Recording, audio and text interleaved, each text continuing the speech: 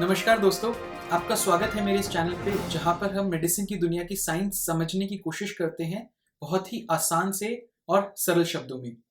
तो आज हम चर्चा करेंगे कि ये ब्लड प्रेशर की रीडिंग्स क्या होती हैं, उनको समझेंगे और उनकी सिग्निफिकेंस को, इम्पोर्टेंस को समझने की कोशिश करेंगे। आप में से अधिकतर लोगों ने एक बार एटलीस्ट अपना ब्लड प्रेशर ज़रूर नपवाया होगा, जो कि हम नापते हैं स्पिग्मोमैनोमीटर से, जो आपके आर्म्स में टाई करे जाता है। एक बैंड टाई करा जाता है जिसको हम बोलते हैं, मशीन को बोलते हैं हम स्पिग्मोमैनोमीटर। उसके द्वारा हम ब्लड प्रेशर नापते हैं। जब आपने अपना ब्लड प्रेशर नपवाया होगा, तो आपने ऑब्जर्व किया होगा कि उसमें 2 रीडिंग्स होती हैं। एक को हम बोलते हैं सिस्टोलिक ब्लड प्रेशर या फिर अपर लेवल, ऊपर का लेवल, और एक नीचे का ब्लड प्रेशर होता है जिसको हम बोलते हैं diastolic blood pressure. Technically, medically ये टर्म्स हैं सिस्टोलिक अपर के लिए एंड डायस्टोलिक नीचे वाले ब्लड प्रेशर के लिए। तो अब होता क्या है कि ये एग्जैक्टली है क्या, कैसे मॉडरेट होता है, इसको समझने के लिए हमें सबसे पहले ये समझना होगा कि ब्लड फ्लो बॉडी में होता कैसे है। हार्ट एक ऑर्गन है, दिल हमारा एक ऑर्गन है जो कि ब्लड पंप करता है, खून का बहाव बढ़ाता है हमारे ऑर्गन्स में, टिश्यूज में, सेल्स में। तो बेसिकली हमारा हार्ट, दिल जब धड़कता है, कॉन्ट्रैक्ट करता है, तो ये ब्लड सप्लाई करता है, जो कि ब्लड कैरी कर रहा होता है ऑक्सीजन और बहुत सारे न्यूट्रिएंट्स, पोषण कैरी कर रहा होता है हमारे सेल, बॉडी के सेल्स के लिए और टिश्यूज के लिए। तो ये ट्रैवल करता है प्योर ब्लड थ्रू आर्टरीज। इसमें अब बड़ी आर्टरीज होती हैं, छोटी आर्टरीज होती हैं जिसको हम बोलते हैं आर्टीरियोल्स, एंड उससे भी छोटी होती हैं कैपिलरीज। बट ब्रॉडर सेंस में arteries carry the pure blood to organs, tissues and cells. अब होता क्या है, हमारे ऑर्गन्स, टिश्यूज और सेल्स में ये ब्लड यूटिलाइज हो जाता है। यूटिलाइज मतलब ऑक्सीजन ले लिया जाता है, न्यूट्रिएंट्स ले लिए जाते हैं सेल्स के द्वारा, और वो वापस भेजते हैं कार्बन डाइऑक्साइड और अदर वेस्ट प्रोडक्ट्स। ये सेम अलग तरह के ब्लड वेसल्स के थ्रू हार्ट में वापस आता है, क्योंकि ये साइकिल मेंटेन रहनी है। ब्लड तो सेम अमाउंट में ही है बॉडी में, ये सर्कुलेशन का मैकेनिज्म है। तो जो इम्प्योर ब्लड है, जो सेल्स और टिश्यूज से वापस आता है, वो ट्रैवल करता है वेन्स के थ्रू। अब ये इंपॉर्टेंट क्यों है?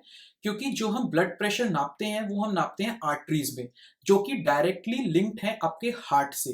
तो अब आप देखेंगे जो हम ब्लड प्रेशर का बैंड बांधते हैं वो यहाँ पर बांधते हैं जहाँ पर एक ब्रेकियल आर्टरी होती है। तो ये आर्टरी प्योर ब्लड कैरी कर रही है, और जो प्योर ब्लड कैरी करती है उसमें हम लोग ब्लड प्रेशर को नापते हैं, और ये डायरेक्टली हार्ट से लिंक्ड है। तो नाउ होता क्या है कि जब मेरा हार्ट पंप करता है, तो ये मैक्सिमम वॉल्यूम और मैक्सिमम प्रेशर एक्सर्ट कर रहा है। तो इस टाइम पे जो ब्लड प्रेशर की रीडिंग होती है सबसे हाईएस्ट लेवल पे होती है, जिसको हम बोलते हैं सिस्टोलिक ब्लड प्रेशर या फिर ऊपर वाला ब्लड प्रेशर। जब हार्ट पंप करता है उसके बाद सेकंड पंप से पहले एक रेस्टिंग फेज होता है हार्ट का, वो फ्रैक्शन ऑफ अ सेकंड के लिए ही होगा, लेकिन एक रेस्टिंग फेज होता है। उस रेस्टिंग फेज में जो ब्लड की रीडिंग, ब्लड प्रेशर की रीडिंग आती है, उसको हम बोलते हैं डायस्टोलिक ब्लड प्रेशर या नीचे का ब्लड प्रेशर। तो आप समझ सकते हैं ये रेस्टिंग फेज ब्लड प्रेशर है, मतलब जब हार्ट कॉन्ट्रैक्ट नहीं कर रहा है तब बॉडी में कितना प्रेशर मेंटेन्ड है, ब्लड में कितना प्रेशर मेंटेन्ड है, उसको रेफर किया जाता है डायस्टोलिक ब्लड प्रेशर। अब ये ब्लड प्रेशर इंपॉर्टेंट क्यों है? क्योंकि अगर प्रेशर होगा तभी आगे ब्लड फ्लो करेगा। अगर प्रेशर नहीं होगा, किसी भी पाइप में आप पानी डाल के छोड़ दीजिए और पीछे से धक्का नहीं लगाएंगे अगर आप, तो पानी आगे नहीं जाएगा।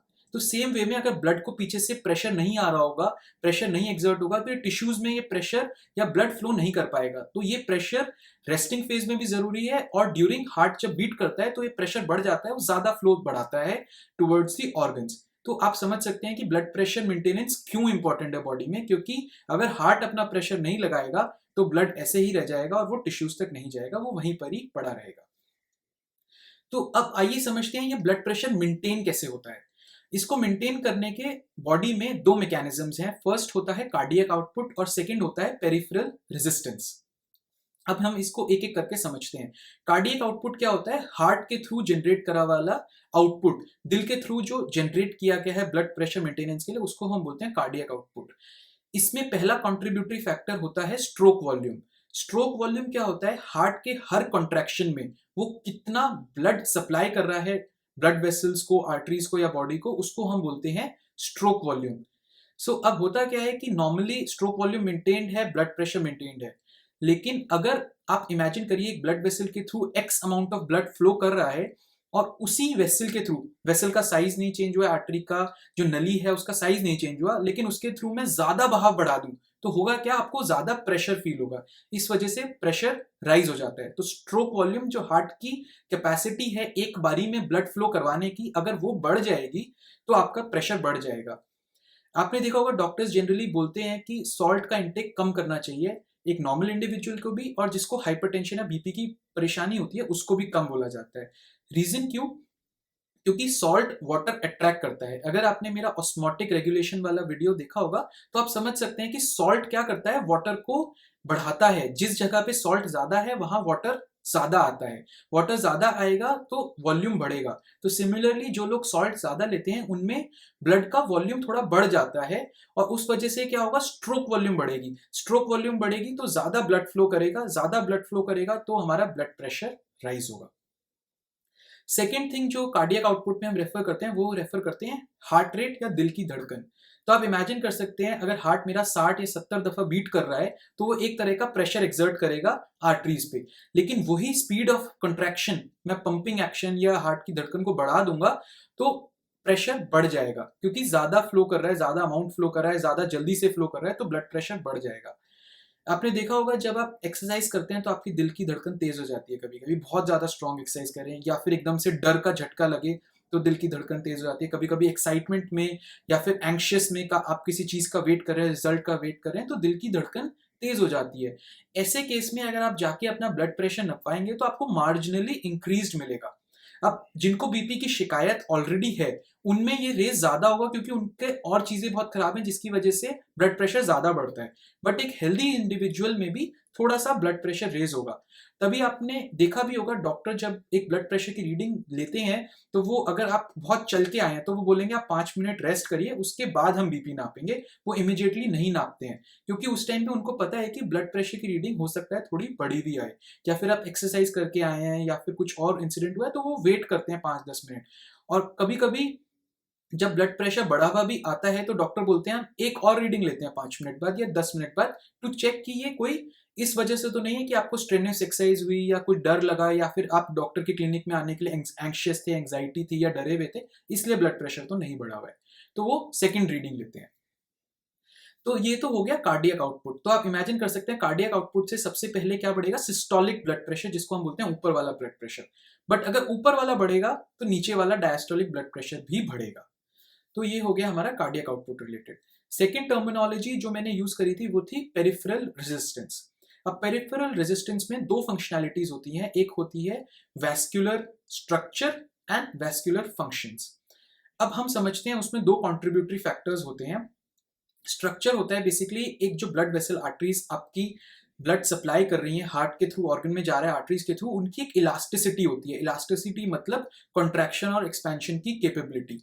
तो होगा क्या, जब ज्यादा प्रेशर एक्सर्ट होगा एक ब्लड वेसल पे बिकॉज ऑफ एनी रीजन, तो ये एक्सपैंड कर जाएगी, कॉन्ट्रैक्ट करेगी, एक्सपैंड करेगी, कॉन्ट्रैक्ट करेगी, तो ये ब्लड प्रेशर को मेंटेन करने का कोशिश करता है। बट अगर मैं वही सेम चीज एक ल्यूमेन से फ्लो कराऊंगा जो कॉन्ट्रैक्ट एक्सपैंड नहीं हो सकती है, फिक्स हो गई है, तो उस केस में क्या होगा, अगर मैं ब्लड फ्लो जरा सा भी बढ़ाऊंगा तो एकदम से प्रेशर बढ़ जाएगा। तो ये सेम, इसको बोलते हैं हम sclerotic changes in the blood vessels. तो होता क्या है, ब्लड वेसल जो इलास्टिक होती हैं, हमारी आर्टरीज जो इलास्टिक होती हैं, जो ब्लड प्रेशर मेंटेन कर सकती हैं, इसकी इलास्टिसिटी खत्म हो जाती है, इसमें कैल्सिफिकेशन हो जाती है, ये एक रिजिड बन जाती है कि ये कॉन्ट्रैक्ट एक्सपैंड नहीं कर सकती। तो होगा क्या, जैसे ही ब्लड फ्लो इंक्रीज होगा एकदम से ब्लड प्रेशर बढ़ जाएगा। तो एग्जैक्टली तो जब क्या हुआ, जो एक बीपी की शिकायत है, जिसकी तबीयत खराब है बीपी वैसे या बहुत सारी और प्रॉब्लम्स हैं, तो उनके वेसल्स अगर स्क्लेरोटिक हैं तो जैसे ही वो एक्सरसाइज करेंगे तो ब्लड प्रेशर ज्यादा रेज हो जाएगा। तो आप समझ सकते हैं जो मैंने अभी जस्ट 2 मिनट पहले बोला था कि डिजीज्ड इंडिविजुअल में ब्लड प्रेशर ज्यादा बढ़ जाएगा, क्योंकि यहाँ पर स्क्लेरोटिक चेंजेस हो गए हैं, ब्लड वेसल्स ने अपनी इलास्टिसिटी लूज कर दी है। अभी होता क्यों है, अगर आपको ज्यादा समय तक कोलेस्ट्रॉल बढ़ा हुआ है, आपकी सेडेंट्री लाइफस्टाइल है, स्मोकिंग, अल्कोहलिज्म, टोबैको, बहुत सारे फैक्टर्स हैं जो रिलेटेड हैं इस कैल्सिफिकेशन के लिए या फिर स्क्लेरोटिक चेंजेस के लिए। ये हमारा पहला फैक्टर ऑफ पेरिफेरल रेजिस्टेंस हो गया। हमारा second factor of peripheral resistance हुआ जो हम बोलते हैं कि ल्यूमन साइज डिक्रीज। अब एक पाइप है जिसके थ्रू पानी फ्लो कर रहा है, उस पाइप का अगर साइज आप छोटा कर देंगे तो प्रेशर बढ़ जाएगा। सिंपल सी बात है, आप एक्स अमाउंट ऑफ पानी ही भेज रहे हैं लेकिन वो छोटे साइज से भेज रहे हैं तो उस पाइप में प्रेशर ज्यादा होगा।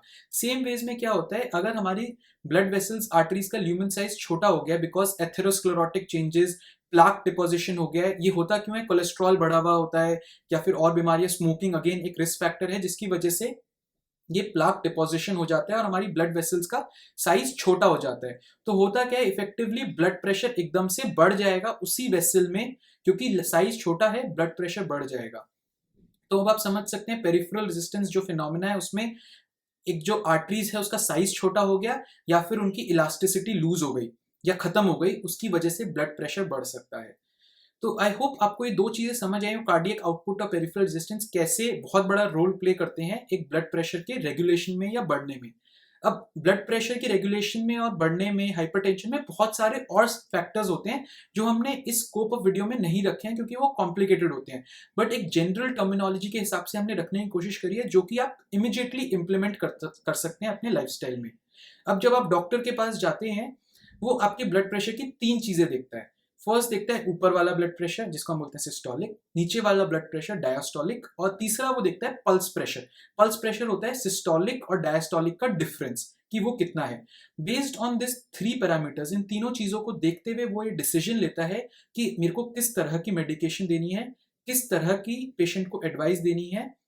बिकॉज जैसा कि मैं बोलता हूँ हर चीज के पीछे एक साइंस है।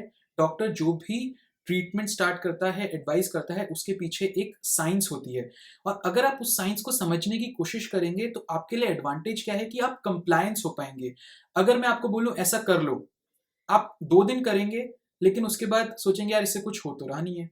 लेकिन होता क्या है, जब आप उसके पीछे की साइंस को अच्छी तरह समझ जाते हैं तो आप उसको अपने लाइफस्टाइल में इंप्लीमेंट करते हैं। आपको समझ आ गया ब्लड प्रेशर का जो हम कोलेस्ट्रॉल कोलेस्ट्रॉल बोलते हैं या स्मोकिंग बोलते हैं, उससे आपकी बॉडी पे क्या इफेक्ट हो रहा है, इमीडिएट इफेक्ट क्या है, और उसकी वजह से ब्लड प्रेशर क्यों रेज हो रहा है। तो now next time when you are doing any of this things, या फिर आप लाइफस्टाइल चेंजेस नहीं कर रहे हैं या फिर आप डॉक्टर की ट्रीटमेंट नहीं ले रहे हैं, तो आपको समझ आएगा कि हाँ ये रीजन है मेरे ब्लड प्रेशर राइज होने का और मेरे को ये करना बहुत ही आवश्यक है या जरूरी है।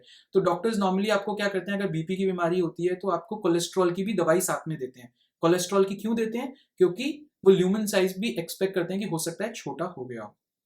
तो ब्लड प्रेशर के बहुत सारे कॉन्ट्रीब्यूटरी फैक्टर्स हैं। तो फ्रेंड्स आई होप आपको मेरा ये वीडियो पसंद आया होगा। थोड़ा लंबा हो गया था बट इंफॉर्मेटिव था मेरे अकॉर्डिंग। सो अगर आपको पसंद आया मेरा वीडियो, प्लीज इस वीडियो को लाइक करिए, शेयर करिए, सब्सक्राइब करिए और मेरे अगले वीडियो का जरूर इंतजार करिएगा। थैंक यू एंड धन्यवाद।